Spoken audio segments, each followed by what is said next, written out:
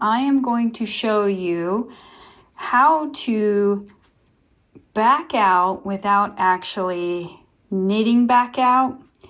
This would be literally pulling the needles out and then picking up the stitches after you get down to a certain point. So let's say somewhere along here I messed up and I don't want to spend the time to back out because maybe there's a lot of stitches on there, or maybe there's some cables or something. If that's the case, you want to just kind of drop down to a plain knit row or knit purl row.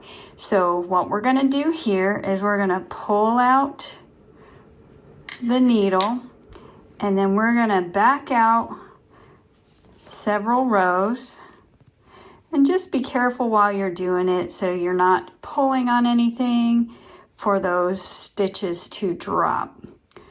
So I'm going to stop there, and then what I like to do is get some needles.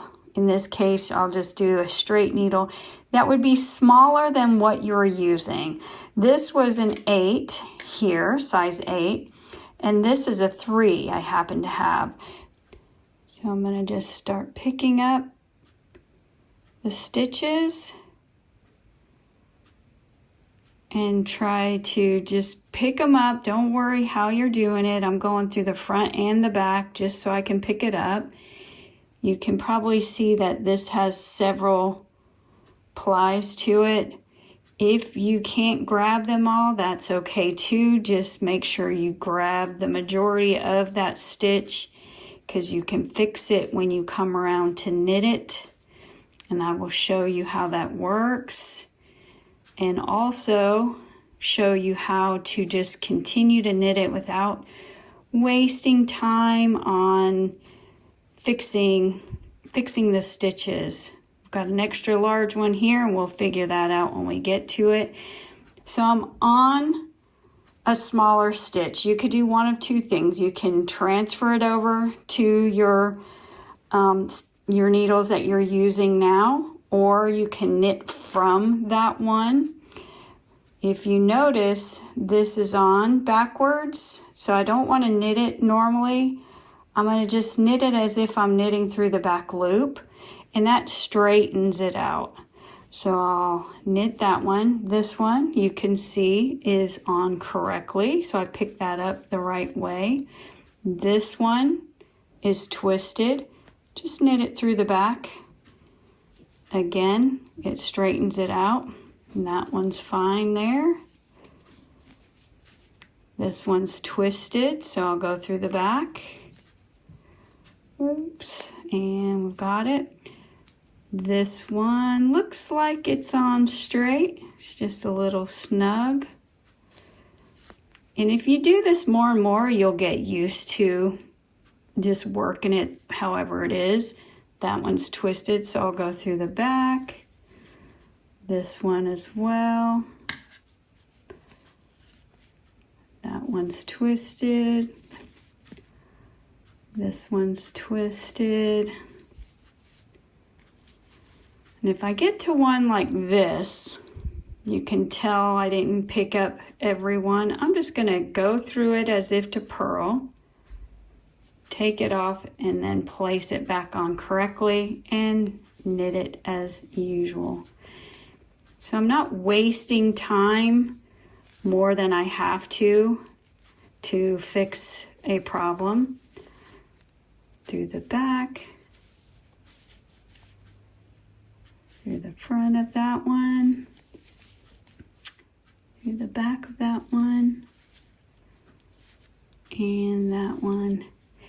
And most likely this one was just stretched, because sometimes that end you could twist, kind of knit it twisted so it can tighten it up a little bit, and you might have a tight, or you could, let's see,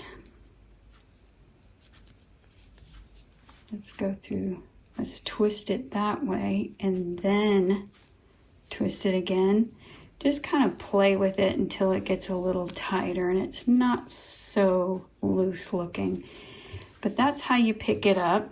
And then if you had one that has some sort of pattern through it, in this case I have yarn in fronts and slips. So what I will do is if I messed up somewhere down here, we'll just go down a couple of rows.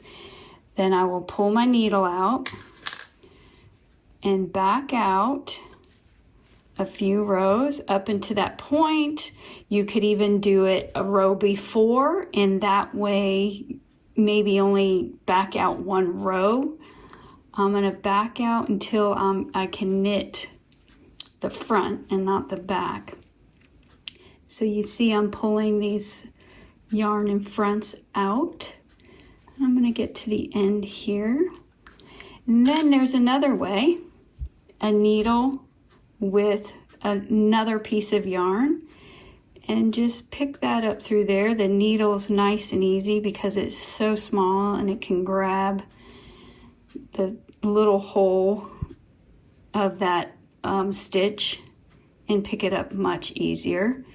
So you can do it this way. Let me see if I can get it in there, and then as you go, just kind of pull that through so you don't drop your stitches anymore, and then just pick up, and then I'll show you how to transfer them on to your needle. Again, just pull that through. Okay, so now we've got yarn through there, so that way no more stitches will fall through. And then I'm just going to pick up these stitches with the needle here. The first one is knitted from before, so I just left that because we can fix that no problem. I'm just going to go through each one following that yarn. And sometimes that's easier because it's so much smaller. So if this is bulky yarn, but if you're working on fingering or DK weight, something like a smaller needle and another, like from a different skein of yarn, a different color, and then you can work with it much easier like I'm doing here.